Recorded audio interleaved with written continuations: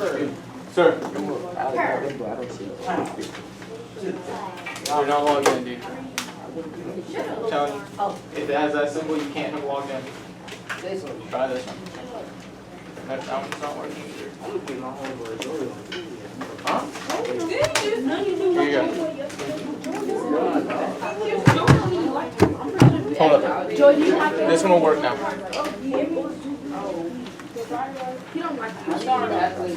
Yeah. Thank you.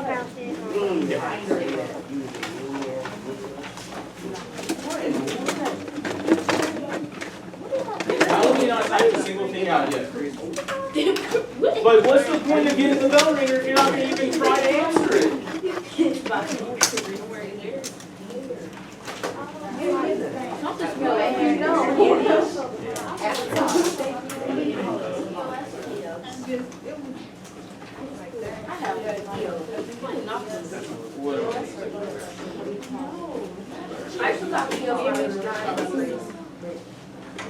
Alright guys, 17 and 21 who have submitted their answers. We need to continue submitting.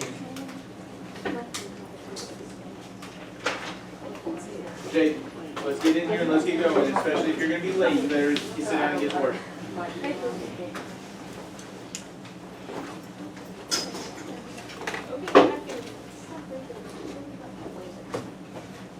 Alright, don't wave at Where's my hand?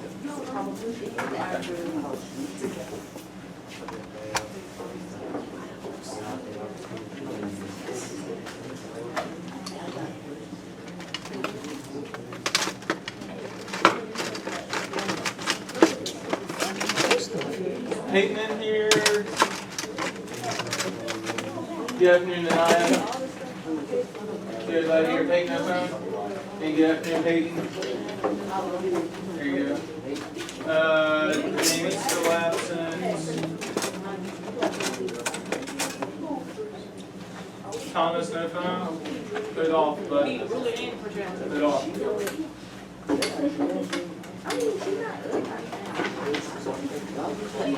Jaden, did you forget to do something when you walked into class, sir?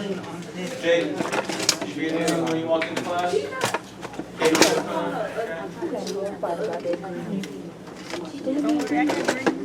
No, we don't do that.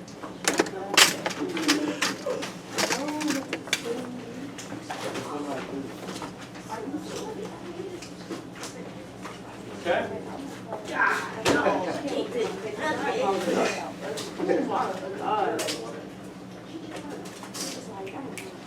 All right. So, the most common answer that we are seeing is pre-image divided by image divided by pre-image. And so we need to be careful, right? Someone said pre-image divided by image, but when we look at that scale factor, I will point this out. What did this person do very well? They used the F, right? Remember, it's called a scale factor. So traditionally, you'll see me use F. Oh, what's that in your sticking out of your hair right there? Is that headphones? But we don't have them in class at all. Period. You can grab it if you want. Okay. So the scale factor is calculated by doing the image divided by the pre-image.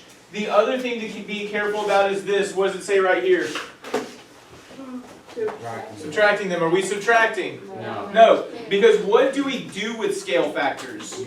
We multiply. Right? Scale factors, those stretches and those compressions are all about multiplying and dividing, right? Scale factors are all about multiplying and dividing. What are your questions? I hope that was a small little recap from yesterday. What are your questions before we continue?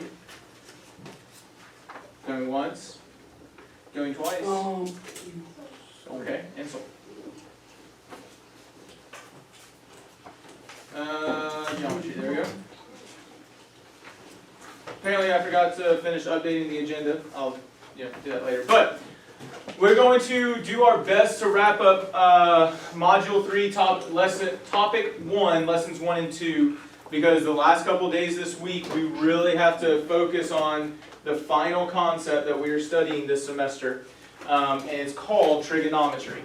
Fancy word, not a scary thing. We'll talk about it, Sounds don't let it scary, stress though. you. Huh? Sounds scary though. But it's not, okay? So don't let a fancy word freak you out. So yesterday we looked mostly at this idea of dilating figures to create, or dilating figures to create similar figures is what it's called. Remember, this is Module 3, Topic 1, what? Oh, you had a question. Lesson 1, okay? And so this is the first thing we've really been studying. What we talked about heavily yesterday, and this is a key thing, so this is on page something. Let me pull it up real quick. Oh, I found it. We need this key piece of information on page M3-10. How do the measures of the corresponding angles in the image and pre-image compare? How do those angles compare? When you have a dilation, how did the measures of the angles compare? This is on page 10. Should already have these notes. The angle measures were the same. What's that mathematical word? Well, they were preserved under the dilation. Congruent. They are congruent. There we go. Right? The measures.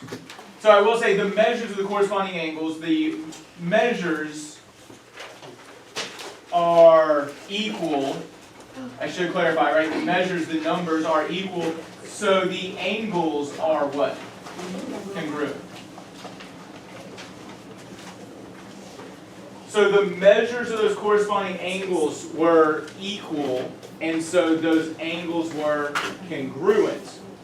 Now, when we dilated, were the sides the same length?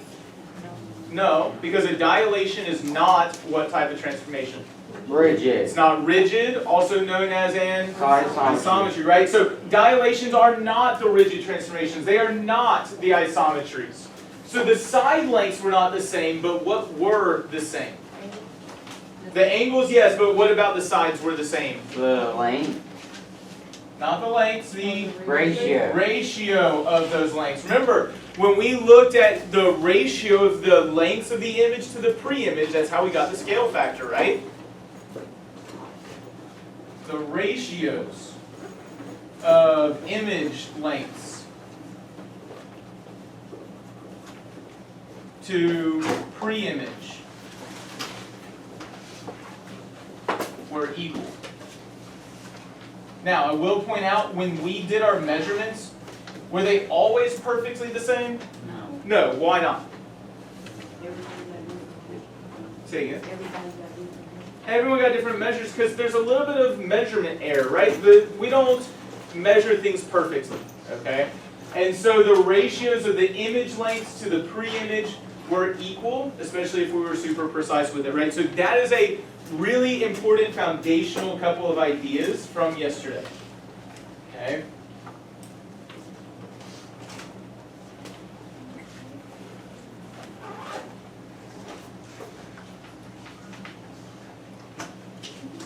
And so we did not get to this detail yet, right? Number 8 and 9? No? Okay. We did 8A yesterday? Oh yeah, we briefly talked about it, and I even said, okay, we're not going to do the actual measurements, right? But it tells us to use a metric ruler and what you know about dilations to demonstrate that figure E is similar to figure X. So what could we check using a ruler in the definition? What can we check?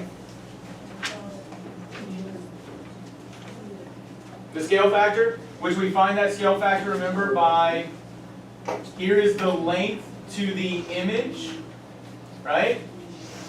Whereas here's the pre-image. And so if I create a ratio from the image to the pre-image, that will give me my scale factor. And that ratio between these two should be what to everything else? The same. The ratio, remember? Ratios are not congruent. Congruent means that they have the same length, same angle measures, they map right on top of each other under an isometry. But the ratios should all be equal. Right? So what did we officially write yesterday with this, Mary Lee? ratio of image lengths to preimage are all the same. That's what we can check. Ratios of image lengths to pre-image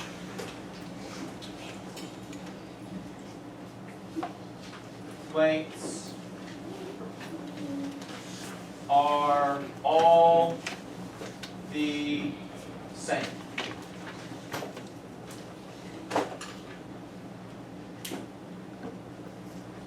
Steal this for just a second. And so one of the things I do want to remind you is technically I need to measure from the center of what? Dilation. That center of dilation defines the dilation, doesn't it? And it's by measuring the image and comparing it to the pre that I get my scale factor. But if I were to take the length here, that's 7 centimeters. I'm just looking at it right here. 7 centimeters. And I compare it to, where would this map to on E? Anyone see it? Tell me when to stop. I'm past it. Tell me when to stop. Right there. See how those would be in the same positions? That is 3 centimeters. So what is the ratio going to be for this length of the image to the length of the pre-image? Notice all I did was I measured here, which is not, that is not the, that's not the definition piece, but that's still one side, right, of the image? And that's one side of the pre-image. And so if I compare those, that tells me what this ratio is going to be. That's in 7/3. It's 7/3. Because all the ratios are the same. Even though this ratio is based on the definition, this will have the same ratio as well.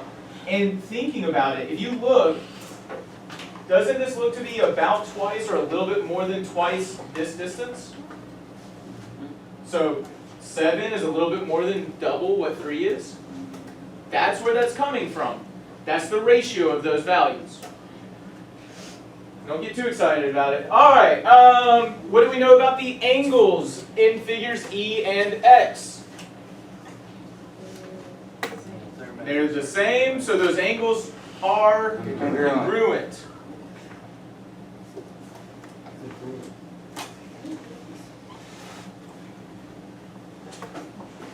Now it does ask us to explain our reasoning, right?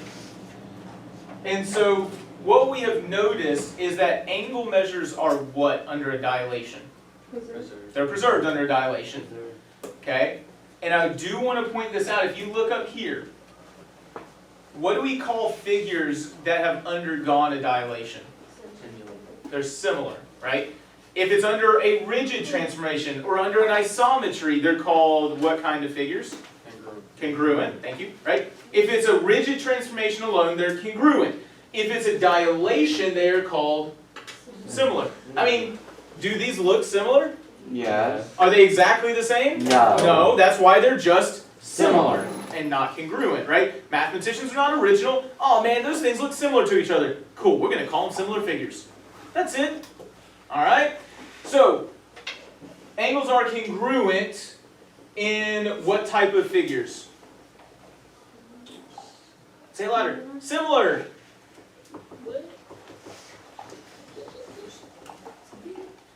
Remember, we've seen already that angles are preserved under a dilation.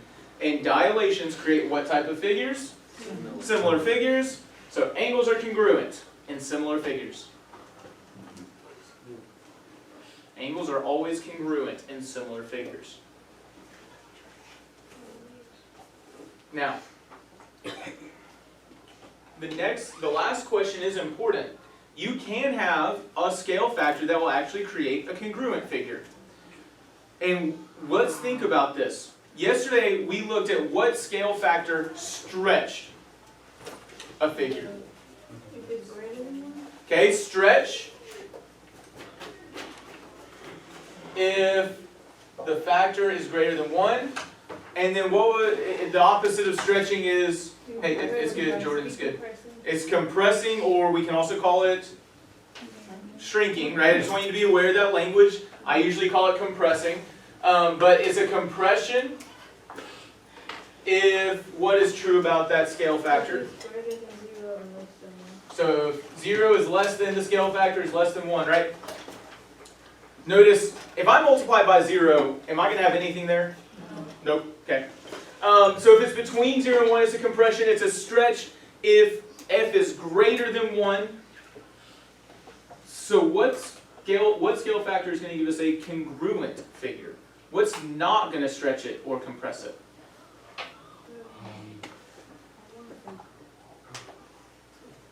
You want to say 2? So let's think about this. If I have a length of 5 and I multiply it by 2, what do I get? 10. Did that stretch it, compress it, or keep it the same? Stretch it. It made it bigger, right? So 2 definitely is not going to work, which makes sense because isn't 2 greater than 1? Say that again. What about 1? If I take 5 and I multiply it by 1, what do I get? 5. Oh yeah. Did that keep it the same? So what scale factor creates congruent figures? 1. If you multiply something by 1, it stays the same. F equals 1. If anything is multiplied by 1, then it stays the same.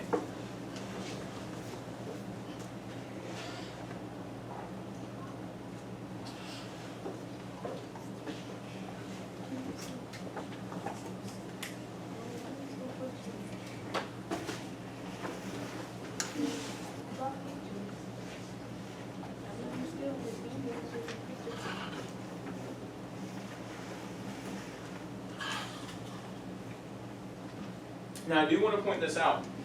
What type of numbers have we not seen at all when it comes to dilations? Negative, Isn't that weird? a little bit. A little bit. Does anyone know what a negative multiplier does to a figure? Doesn't shrink it. Makes it positive. It says what? Oh yeah, didn't we multiply by negatives when we reflected in the coordinate plane? Yes? If I multiply 5 by negative 2, that reflects it, making it a negative, and it would stretch it by a factor of 2. Multiplying by a negative both reflects and stretches, or dilates. Be aware of that, okay? I'm smart. Okay. See, this is why we get in trouble, because all we care about is whether we're smart or not. Not, hey, are we thinking and learning well? Stop worrying about how smart you are. Worry about how smart you can be by growing and learning. It doesn't matter what you do today. What matters is tomorrow. So grow and learn well. No idea. I said things. I don't know. Okay. So we're getting to activity 1.2 quickly.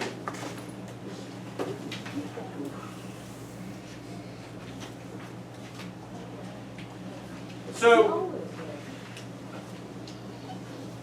we've actually already talked about this. Ask yourself. This is oh, it's literally next page. Okay. We've already talked about this. What is the difference between a dilation and a rigid motion?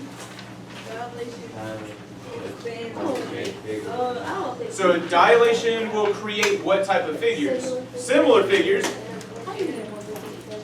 And a rigid motion creates congruent figures, right? Dilation creates similar figures. Rigid motion creates congruent figures. And so we're not going to take the time to demonstrate that the figures in each pair are similar, but I do want you to think about this. Figure A and B definitely look similar, don't they? What rigid motion would I have to do with a dilation to show that these are similar? It's in the book. Okay? A reflection, and what else? And a dilation. Don't I need a dilation to compress it? So we'd want to notice that sometimes we have to put multiple transformations together. A reflection would reflect this over to here, but then we would still have to dilate. Specifically, which dilation would I need? I would need a compression, right? I would need a reflection across something like this, and I would need a compression.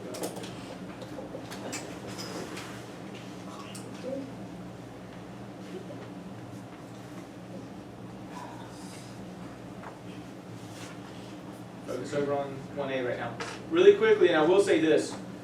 Does anyone know how I could figure out what my compression scale factor would need to be? Huh? A center of dilation? Now remember, the scale factors from the center of dilation, didn't they end up being exactly the same as the ratio of the lengths of the image to the lengths of the pre-image? Yeah. So could I just measure this length and divide it by this length? Yes. Exactly. Any of the corresponding sides will give you that ratio. So let's actually quickly do that. Pick up a ruler for me. Measure the length of figure B. Yeah, sorry, you will definitely want rulers. Actually, you will also want a compass for today. So everyone needs a ruler and a compass. Good. Those are protractors. This is compass. Yeah. And a protractor. You want a ruler, a compass, and a protractor. Cash on me. $sign JODAN MOYER. Cash on me.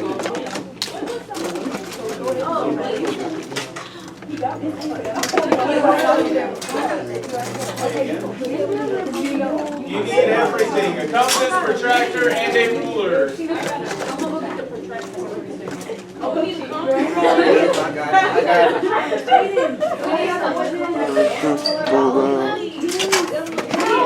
Good Jordan. Taylor Dad. Are you laughing? Why are you laughing? No, Lily, you're racist. What is it?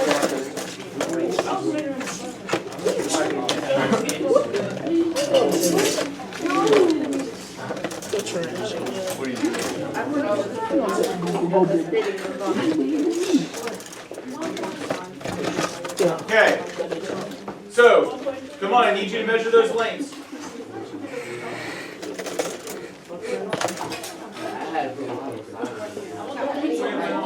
Okay. Guys, it doesn't take this long to get rulers and these materials. Measure the length of figure B. Just one of the lengths of figure B. Measure the same length of figure A. Anaya, have you measured those lengths? No, you did it because you were laughing about something. Now put the rulers on the paper. Trent, where's your book?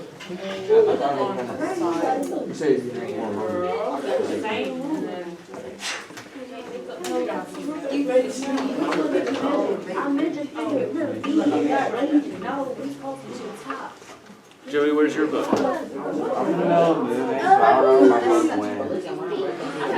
Joey,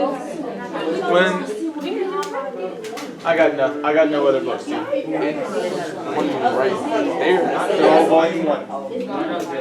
It's two right now, but it's a little bigger than a... Yeah, that's a teacher's edition. I know. I got nothing else, dude. Sorry, man. Alright. Why are you not at your desk? No, dude. You're opening the door. So, what was this length for figure B? 1. Okay, so 1 centimeter, I'm good with using that. Or 0.9 is close. What was the length here of figure A? 1.3 centimeters? Okay.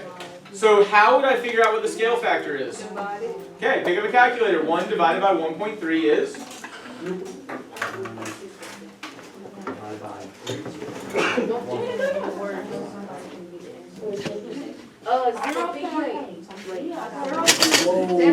Zero point what? 769. Hold on. One person give me a scale factor. 0.7, let's say 0.77. Okay? Yes, ma'am. Whatever you use, I was told 1.3. I didn't measure it. You said, If you want to use 1.2, you can use 1.2. If you use 1 divided by 1.2, you got something close to that. What'd you get? Maddie, what'd y'all get? And then you divide it into. Did you do this? No, you was always talking about before. oh my God. I think that's 0.83 repeating. Whoa. I think.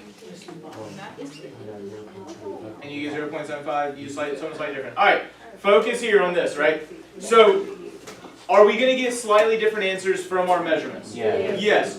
But do we have similar ratios? Yeah. Yes. Notice this scale factor, what is it in relation to 1? It's less than 1 because we have a compression. Right? I take the image, I divide it by the pre-image to find that scale factor. Part B, what transformations would I need? A stretch. I definitely need a stretch, but if I just made this bigger, will this map? A rotation. I need a rotation and which dilation do we want? A stretch. Maddie, are you focused? There's no pencil in your hand. Taking notes. Rotation and A stretch. stretch. Thank you.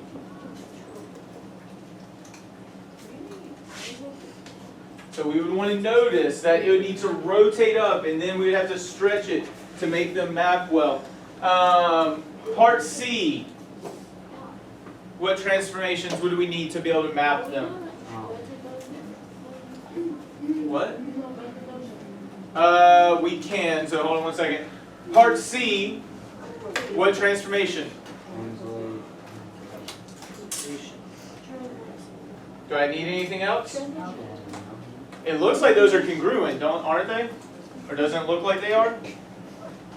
Yes, Mr. Kenny. Thanks, guys. They definitely look like they're congruent, okay? So, well, just the dilation is multiplied by 1. Okay? These were just numbers, starting points. These were my scale factors. Okay, so what is the scale factor for part C? Scale factor for part C. If they're congruent, what would the scale factor be? It'd be what? 1. Remember, if they're congruent, the whole thing was that the scale factor is 1, okay? Find the scale factor for me for part B, and then we're going to move on from activity 1.2. So find that scale factor for part B. Let me know if you need to ask a question.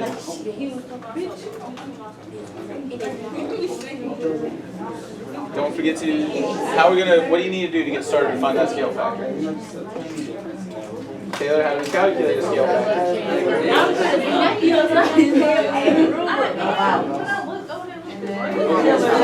Come on now. If I want the scale factor, this is literally what the bell ring was on. Like image divided by pre-image or something. The length of the image divided by the length of the pre-image. So don't you need to find those lengths?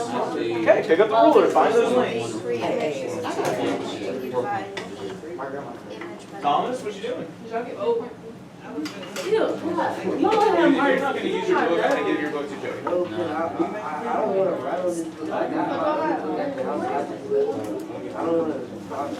Then bring the other one and give the other one to me and write some notes right now. You not writing notes is going to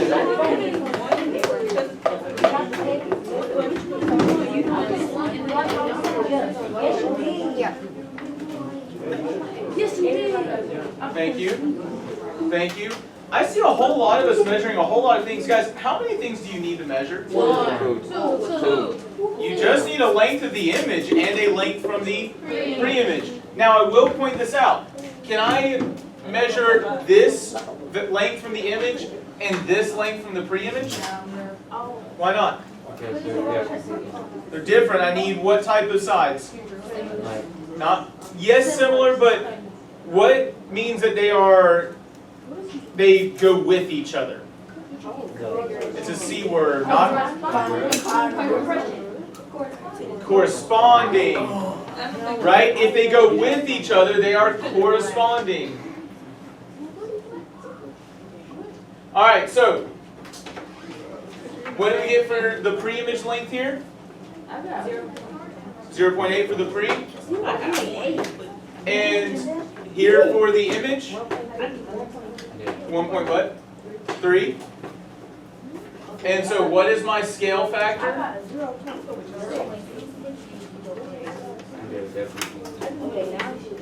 I mean, well, let's check it. So if this is 2, you said 2.5 and what? 4. Point, or just 4.0? So let's check that scale factor. What is 4 divided by 2.5? Wait. That can't be 0.61. It's 1.6. It's 1.6? I got 0.6. 4 divided by 2.5 is 1? Okay. What is 1.3 divided by 0.8? Oh, look. Are those scale factors about the same? Yeah. Right? Notice that dilation was created by multiplying by what scale factor? 1.6. Right? That dilation was created by multiplying by the scale factor 1.6.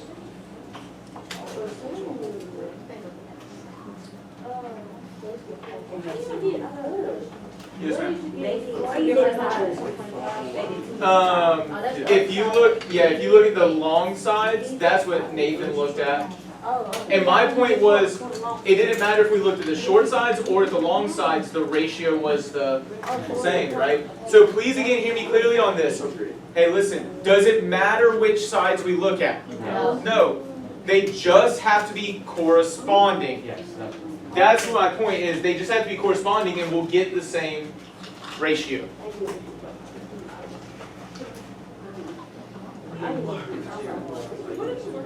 Okay. Now, please hear me clearly on this. We are not going to actually do anything with activity 1.3, I don't think, except I'm going to show you one key detail. In fact, I skipped the rest of 1.2. Keep going, I skipped the rest of 1.2. We're on 1.3 now. So I'm going to show you two important things about 1.3. Hey, while you're supposed to be getting the right page out, it's not a time to start talking and distracting. Focus.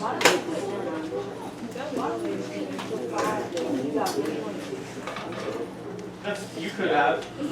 I just heard 1.62. All right. So 1.3. I want you to pay attention to two things here. What is the symbol that we use for similarity? The wavy singular thing, right? Yes. I want you to hear me clearly on this. That means similar, right? What means that two things are equal or the same? Well, no. Listen to my question again. If two numbers are the same, what symbol do we use? No. If two numbers, they're what? They're equal, right? 5 plus 7 is equal to 12, thank you. Okay, so that little squiggly means similar to. Those two lines means equal to. And so if we have something that is both similar and the same as, we get the congruence symbol. That's where the congruence symbol comes from. It is both similar to and equal to, right? So the one squiggly is, and there's a proper name for it, and I don't remember it, I'm sorry. The one squiggly, though, is the similar to symbol. You put the two lines with it, it makes it congruent. Y'all, group 3, why are we talking while I'm trying to explain things?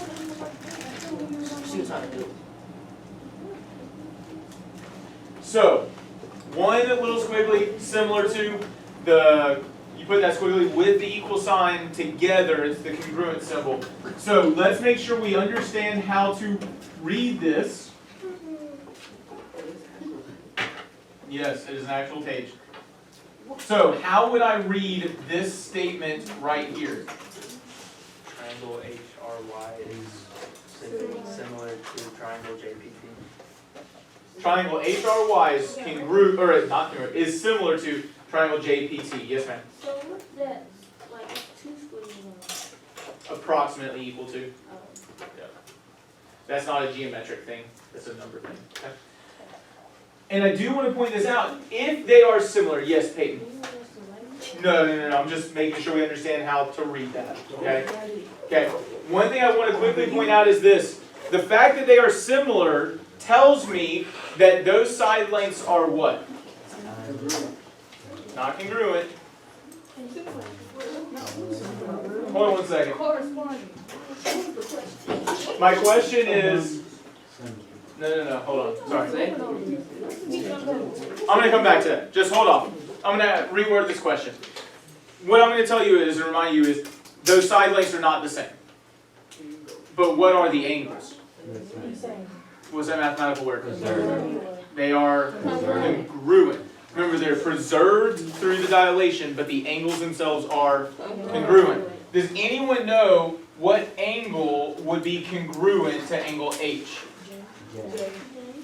Just like with congruence, you remember how the order mattered?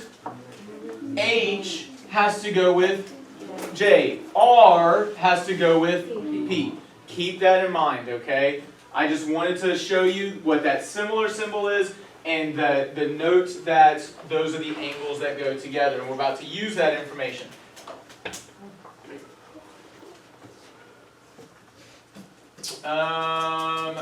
This is on the next page, I believe, page 15. Just a quick reminder, what's the sum of all angles in a triangle? 180. If you add up all the angles in a triangle, you get 180 degrees.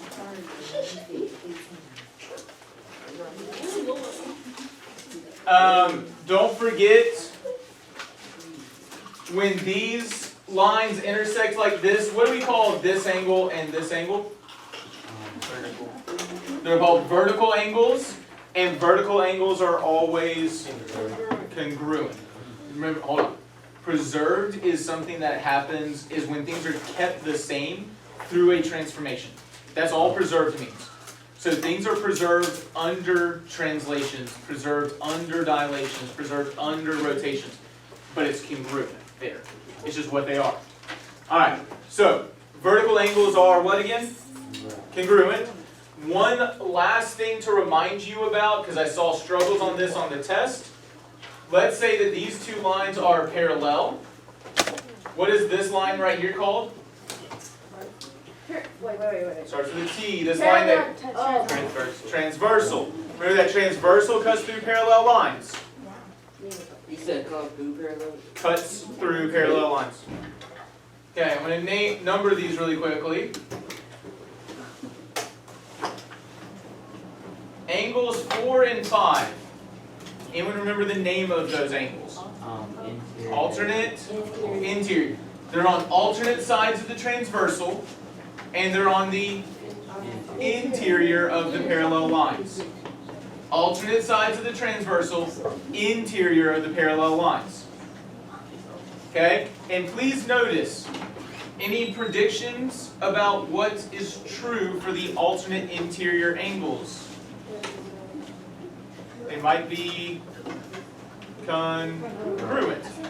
I did not hear you. Speak louder. Alright, alternate interior angles are congruent. Alright? What would I call angle 6 and angle 2?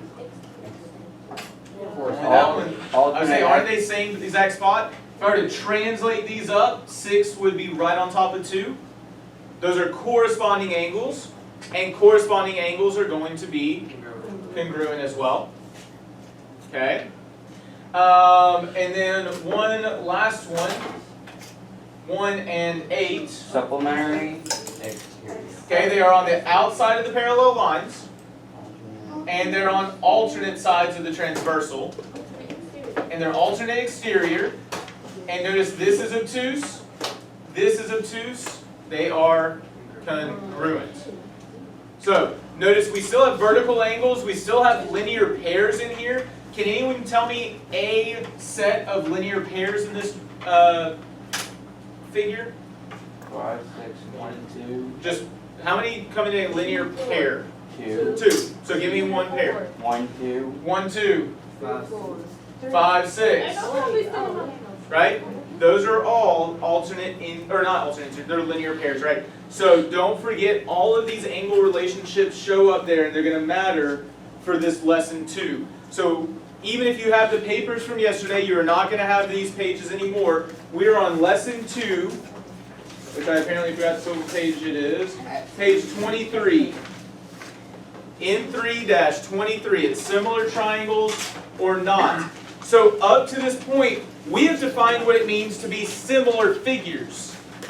Today, we're going to specifically look at similar what? Not figures. What type? Triangles. We are specifically going to look at similar triangles. Emily, it's not in those papers. You need a book for this part. Guys, how many people did I ask if you had the book or not earlier? And I made it clear that you needed what book today? Volume 2.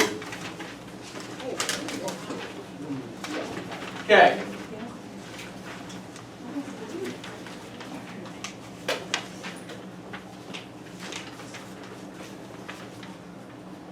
I want to point this out.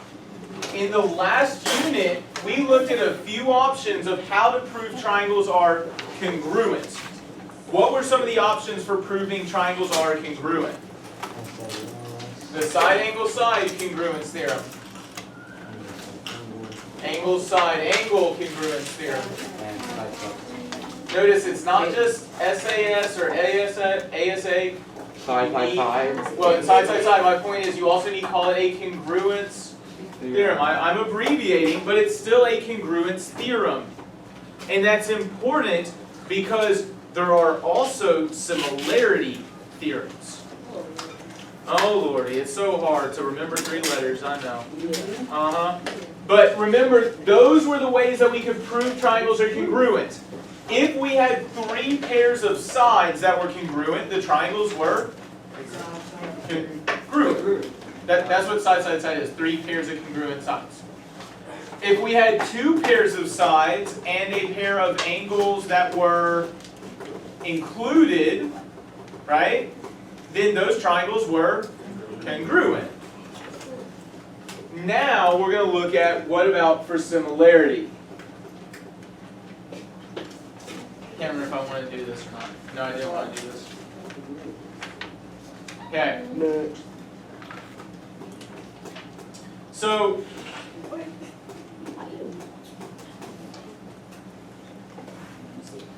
the issue, does anyone remember what that word construct really means? No. I had it on my Yeah, I never knew what it meant. Not just map out.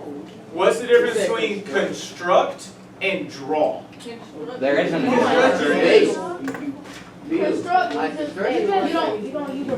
Jordan, we're talking about geometry, my man. No, geometry. Okay, so, and if you didn't see, Lillian held up the compass. To construct means to use the compass to make sure that the sides are all the same. Whereas draw is just a sketch, right? Drawings do not have to be precise, but constructions do. Is this look through ruler class time or is this time to focus? Thank you. Okay.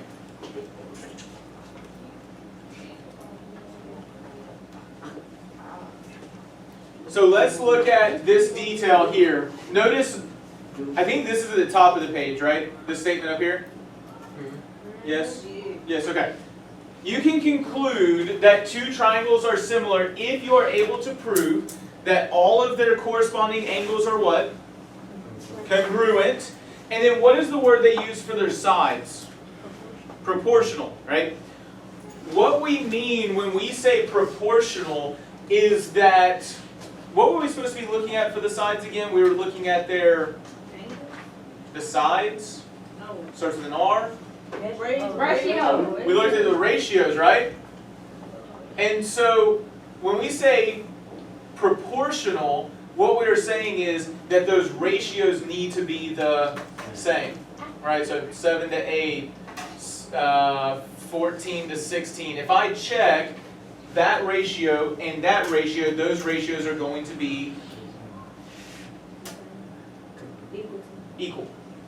So make a note to yourself here, corresponding sides are proportional, guys. There should not be stuff hitting the ground because we have a pencil in hand taking notes.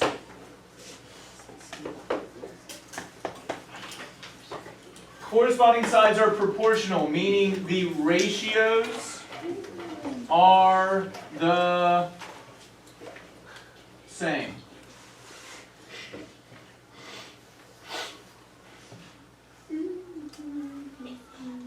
I'm so sorry you feel this way.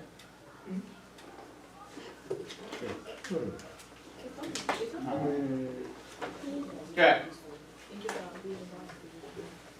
For corresponding sides to be proportional, ratios have to be the same. And so when I look here at number 1, I'm going to give you the shortcut to constructing so we don't have to spend as much time. What has to be true about those angle measures if our triangles are going to be similar? The angles all have to be the same. So if I were you, if I'm going to try to construct a similar figure, I'm going to measure one of those angles first. Okay? Let's measure angle F. What is the measure of angle F? Requires us to pick up a protractor, not a ruler, if we're trying to find angle measures. No, angle F. You don't even know how to use a protractor. Because there's no need to call the man out. Help him out. Patty, get off your watch before I make you put it up and pick up the protractor and measure angle F. Huh? 27-ish? Yeah. Can I get a confirmation from somebody? Hey. You don't need to Yes, you are. Yeah, Mr. Hey. You don't need to bring your books tomorrow. Between. Go to your phone right now. Put an alarm on your phone to get your book whenever you know you're going to be home. If you get home at 5, And then. if you get home at 5, put an alarm on there right now.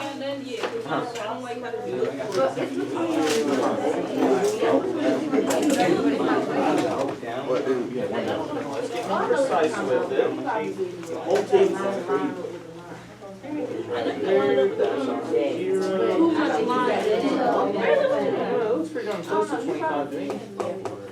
I was at 25. 25? Okay. 25? Hey, it's okay. I'm going to go with 25. Like when I just measured it a second ago, I found 25. Okay? Is that pretty darn close? Okay. So, what I told them to get on their phones, to set an alarm, to make sure they get their book, because we were all missing our books. Say again.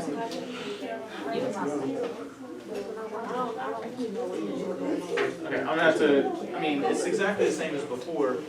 The only issue is it's a little bit bigger. So there's my 0. See how that's 0 right there? There. That is 25 degrees. Alright. So, all I'm going to do at this point is I'm going to draw a triangle that has a 25-degree angle, because I know the angles are going to be the same, right? So, I might start a side here. Can I see this protractor?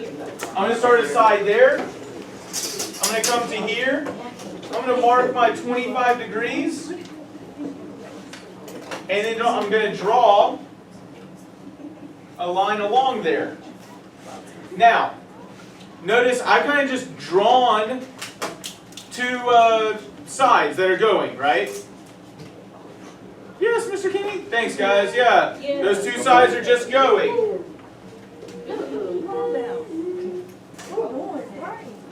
Okay? But I also... Hey, stop. I didn't do nothing. Hey, What are they talking stop. about? I drew my name. Joey, stop. I don't know what they were talking about. I told them to stop. You stop as well. Hey, so you should draw an angle that is roughly 25 degrees. Okay? Now, shh. Please stop.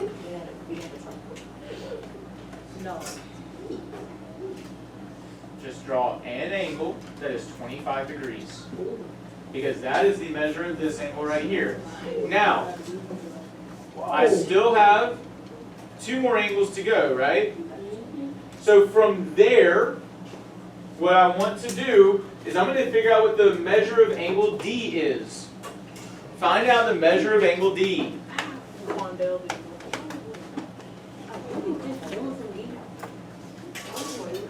No, we just did angle F. We now need to measure angle D. Oh, no, my professor. We know it's just going to be measured from this side, right? There's 0. I got something in between 7 and 16. That, so that you can go out to that angle. Did you get 53 degrees, 47, those are very different. 48. Did y'all get 47? 48. So 45. He ate that up. Yes, ma'am. I'm trying to encourage it's you. got to be a It's little birthday less to than have a 50. birthday. You don't need it. Oh, that's milk. So That's where you start class. I will say this, it's going to be easier if you go from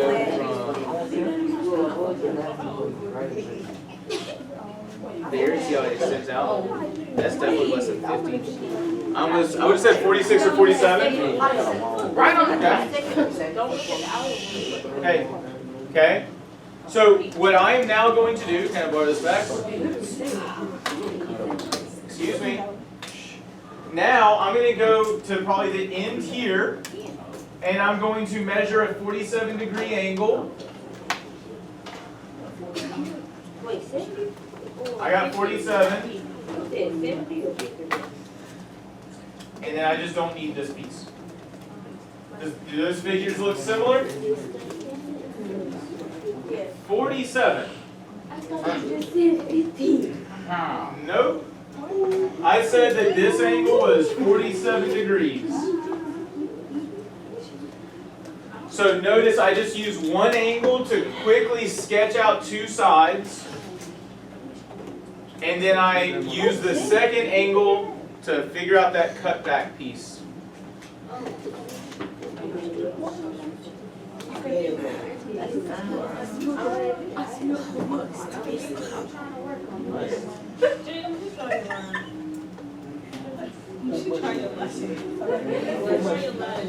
what is getting wrong?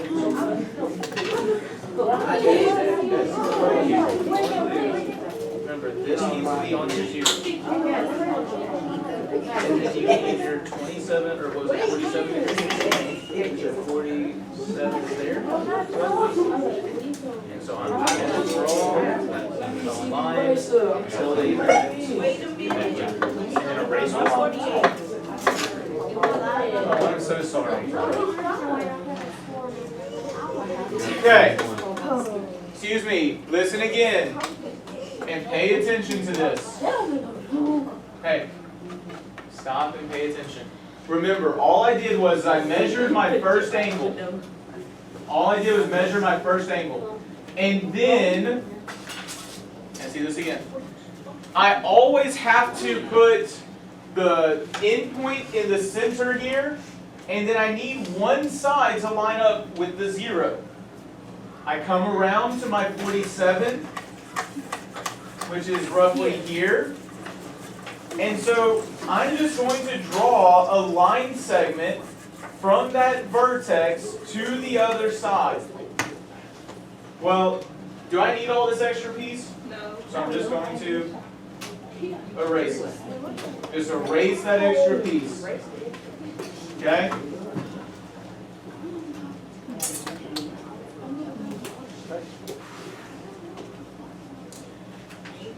So measure the angles and sides of triangles D prime, E prime, F prime. So here's the thing. We literally made it so that this angle was what? 25 degrees. This angle was 47. Anyone know how we can easily figure out this angle? Add. Say again. Well, we're looking for angles, not segment addition. Angle addition postulate. Now remember, angle addition is when those two angles are next to each other. What do we know about all triangles in respect to angles? Supplementary. Supplementary. You know, I can totally hear 50 people shouting at the same time, and yes, I know that's an exaggeration, but how about, and I need to be better about this, raise your hands so that you're not just shouting over people. That does not make sense. So, what is the sum of all the angles in a triangle? 180. Joey, what did I just say? Didn't I just say to raise your hand so you're not shouting? Raising their hand. So then raise your hand so I can call on you. Emily was raising her hand, Lillian was raising her hand for sure. I don't know about everybody else. But you still don't just shout out, because when you shout out and others shout out, then I can't hear anybody. Is that clear? So, Joey, I'm glad you know the answer. I really am. But I need you to raise your hand so you're not going to shout over people. So, Emily, what were you about to say? The angles add up to 180. So, what does that third angle measure? 108. Oh.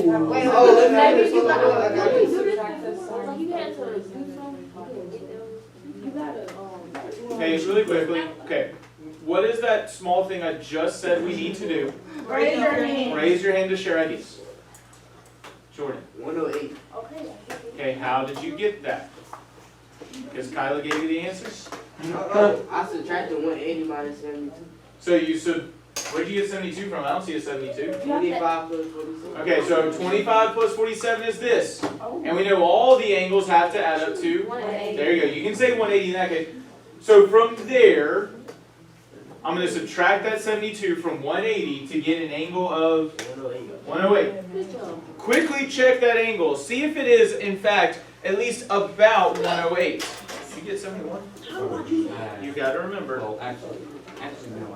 Look, this is 0 over here, right? So 10, 20, so whatever this is. You see how that would extend to about here? That's almost 110, so 108 would make sense.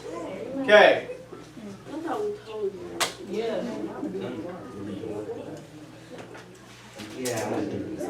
Okay. So, at least based on the angle measures, do they seem like they might be similar? Now let's measure some lengths, okay? Let's do this. Were you all able to at least get a triangle drawn on your paper? Someone over there?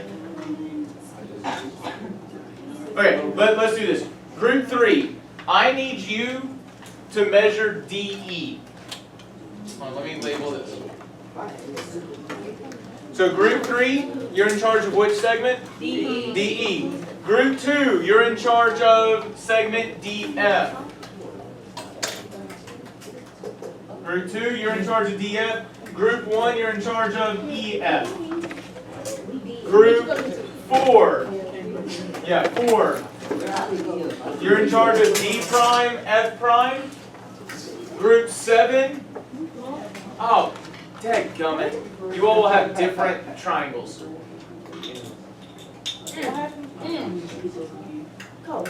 Alright. Ignore what I said. Okay, I need these measures from groups 1, 2, and 3. We'll do, then go ahead and measure the lengths of your triangle. Okay? Measure the lengths of your triangle. Groups 1, 2, and 3, I need those lengths. Let's get to work. No, y'all are just doing DE. Group 2 is giving me DF. Remember, we're using centimeters. Always use centimeters. I'm sorry. 4. Are you using it? We don't have no here. 4. She's a simple person brain.